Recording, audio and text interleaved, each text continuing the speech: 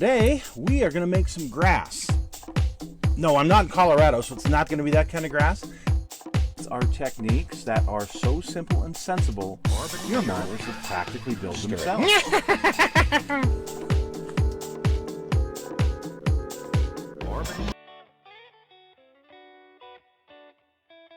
can see that we got the springtime layout up and going, and I am working on a couple of car projects. One of them I've kind of made some hints about. There's this 67 Mustang convertible, but that's as far as I'm going to go. That I am diligently working on, trying to get that finished. Hope to have that done here pretty quick. But today I thought we would go over some of the cars that I had while I've been in this house. Now, we've talked about my Cougars. We've talked about the muscle cars I had in high school. We talked about the, we talked about a bunch of other things that I had back in the day. But all of these that we're going to talk about today are ones that I've had since I've lived here in this home, which has been quite a while. So, what sparked this particular show is when I got that model of the SVO, the 85 SVO recently, and I thought, oh yeah, that's right, I used to have one of those, didn't I? So today, Mad Dog Merv is going to go through the muscle cars of the modern era, what I call my modern era. And yes, I've had quite a few, and there's a couple of trucks in there, sort of muscly, but I think you guys will like them. So stick with us and check it out. So first out of the gate, we've got this 1969 MGB GT I picked up from a guy at work for like 800 bucks. It had the 4-cylinder engine, aluminum hood, had the overdrive transmission, which was kind of rare. It did have a lot of rust in the rocker panels, and I've had it for about 4 years. Took it on some of the parades with the St. Patrick's Day parades. Wound up selling it for about the same amount of money. So it was a good little car. I fit in it really well. Shortly after that time, I picked up this 1985 SVO. Had the 4-cylinder in it with the turbocharger, and this had the intercooler on it as well. You can see somebody had beat the living crap out of this car. Every light on every corner needed to be replaced. A bunch of the rubber in the front end needed to be replaced. Other than that, it wasn't too bad. I think I paid $300 for the car because it didn't run. And here's why. I pulled the engine out, and if you'll see the oil pan there on the right hand side on the bottom, yeah, there's a piston sitting down there. So somebody had just beat the living crap out of this thing.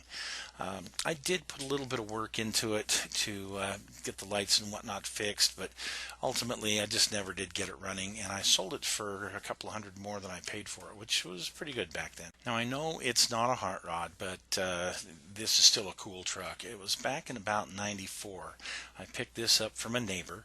I think I paid $400 for it. Had the 250 6-cylinder with the 4-speed tranny.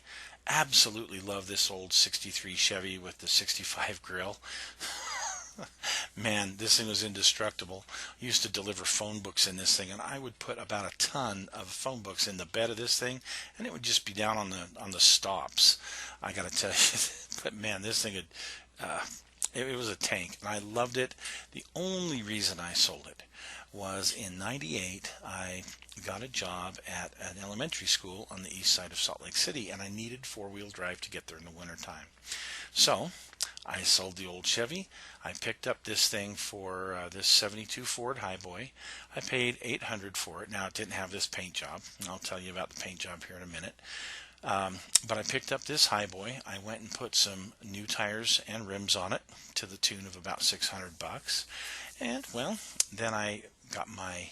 how did I do that? Oh, yeah, you can see here. I would take it out on the trails. I'd take it out camping. This thing would glide over dirt roads. It was a little bit rough in the city, but man, you'd get out on a dirt road doing 60 miles an hour. This thing would fly. Anyway, I took just a regular DA sander with like 220 grit, and I sanded the whole thing down real quick. And I had some Imron, and this is actually some of the leftover color, this beautiful green. It's what I painted my Green Hornet with, by the way. Anyway, I mixed that up and I sprayed the whole truck with this beautiful green Imron. Great truck.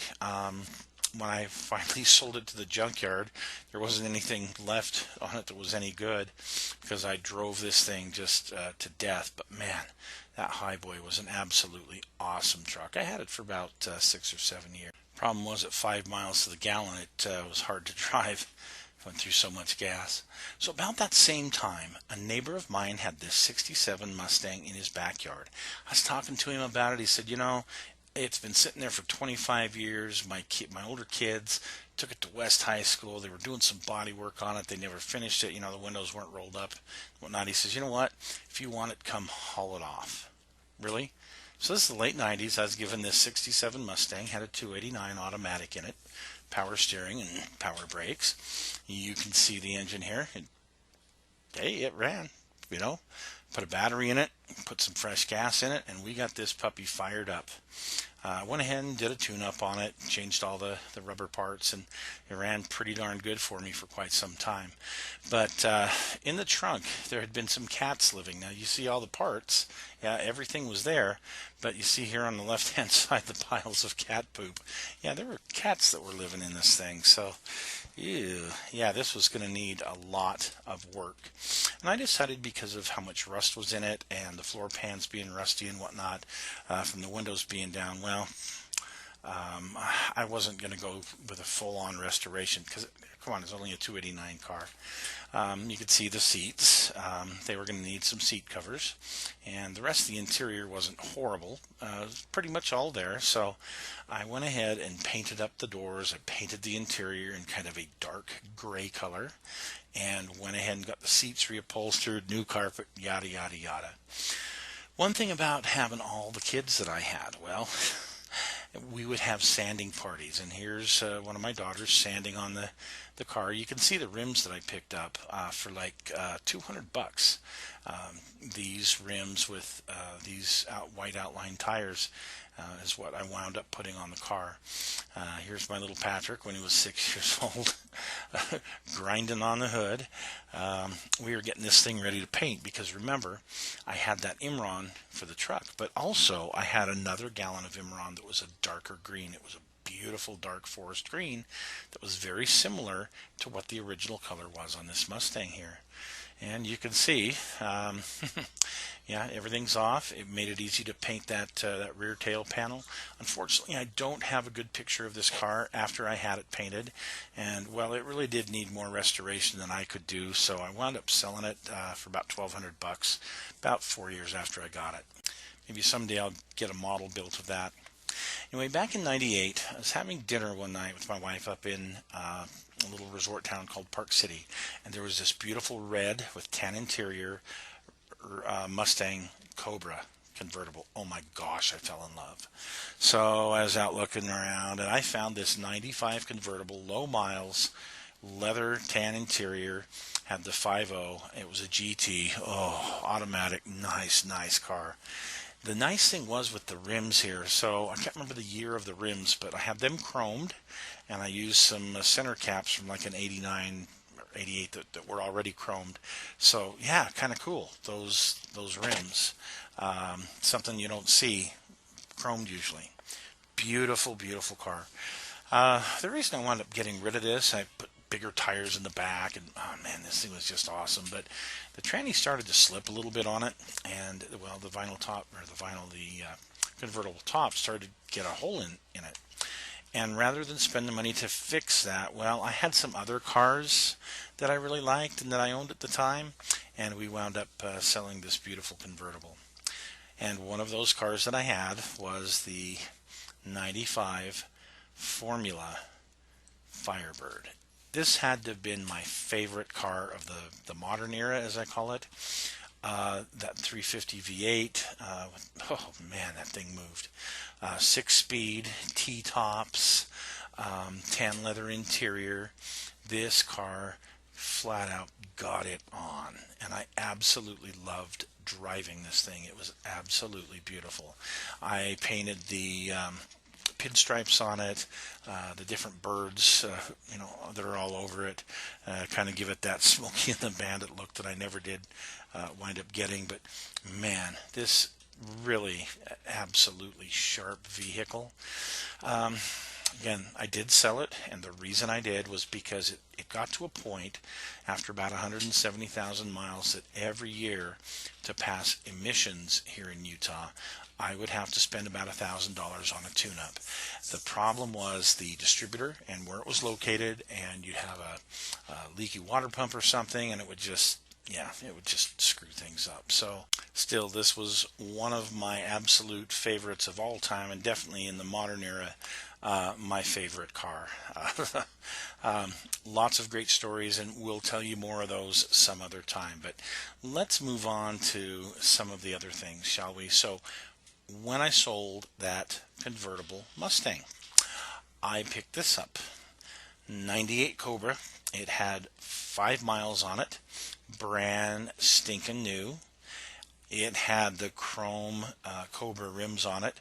Those actually were on a convertible, and I made them take them off and put them on my car. Oh my goodness, this thing just, what a monster when it came to going the gears in this thing. So it had the 323 rear end stock from the factory, had the 5-speed, 305 horse, which for back in 98 wasn't bad at all. But oh my gosh, what an awesome car. I should have gotten the convertible though. I think I paid $23,000 for this thing brand new. The convertible at the time was $30,000, so kicked me in the head. Oh well. But yeah, this is what it looked like 2-3 days after I got it and put these mud flaps on it. So I actually drove this car for several years. I put 250,000 miles on it, and right here is a picture of it when it had about 240,000 miles. So still in really good shape, still a beautiful car, although I had replaced the rims. And well, my son would take it over to school every once in a while, and this is the kind of stuff he would do. But at least he won the burnout contest. Good for him.